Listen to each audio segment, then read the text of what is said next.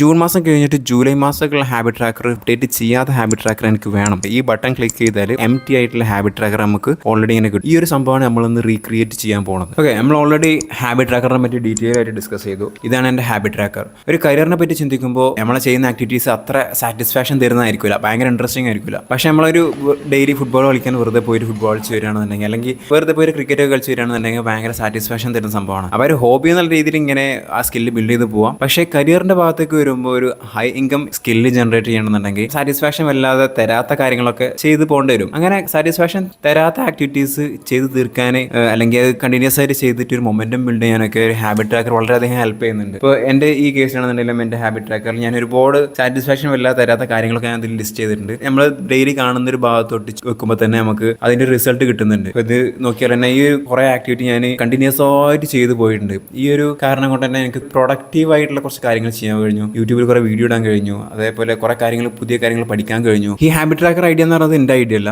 ഞാനിത് ഈ ബുക്ക് വായിച്ചപ്പോൾ ഇതിൻ്റെ ഒരു 4 ഫ്രെയിംവർക്ക് ആണല്ലോ മെയിനായിട്ട്. ഞാൻ പല വീഡിയോസിലായിട്ട് പറയുന്നുണ്ട്. വേൾഡ് ഫേമസ് ഓതറായിട്ടുള്ള ജെയിംസ് ക്ലിയറിൻ്റെ അറ്റോമിക് ഹാബിറ്റ്സ് എന്നുള്ള ബുക്ക്. ഈ ബുക്കിൽ മൂപ്പര് പറയുന്നത് ഒരു 4 ഫ്രെയിംവർക്കാണ്.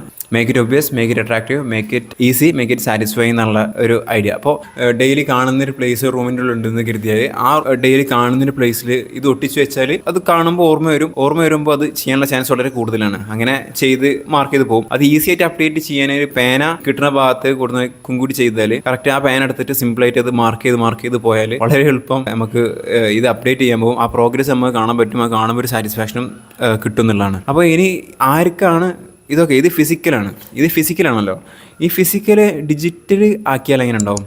ആർക്കൊക്കെ ഡിജിറ്റൽ ആക്കാം എന്നുള്ള കാര്യങ്ങൾ നമുക്ക് ജസ്റ്റ് നോക്കി നോക്കാം. ഞാനിപ്പോൾ കമ്പ്യൂട്ടർ യൂസ് ചെയ്യുന്ന ആളാണ്. ഇപ്പോൾ എല്ലാവരും മൊബൈൽ യൂസ് ചെയ്യുന്നുണ്ട്. അപ്പോൾ മൊബൈലിൽ നമ്മളെ പേഴ്സണൽ കാര്യങ്ങളെല്ലാം മാനേജ് ചെയ്യുന്ന ഒരു പെർട്ടിക്കുലർ ഏരിയ ഉണ്ടെന്ന് കരുതുക. ഏതെങ്കിലും നോട്ട് ടേക്കിംഗ് ആപ്ലിക്കേഷനോ, ഫോർ എക്സാമ്പിൾ നോഷൻ ആണെന്നുണ്ടെങ്കിൽ ഒരു റിയലി ഗുഡ് നോട്ട് ടേക്കിംഗ് ആപ്ലിക്കേഷനാണ്. പേഴ്സണൽ അഫയേഴ്സ് മാനേജ് ചെയ്യാൻ പറ്റിയ അടിപൊളി പ്ലാറ്റ്ഫോമാണ്. ഇപ്പോൾ ഞാനാണെന്നുണ്ടെങ്കിലും നോഷൻ ഉപയോഗിക്കുന്നുണ്ട് സിസ്റ്റത്തിൽ, എൻ്റെ ലാപ്ടോപ്പിൽ.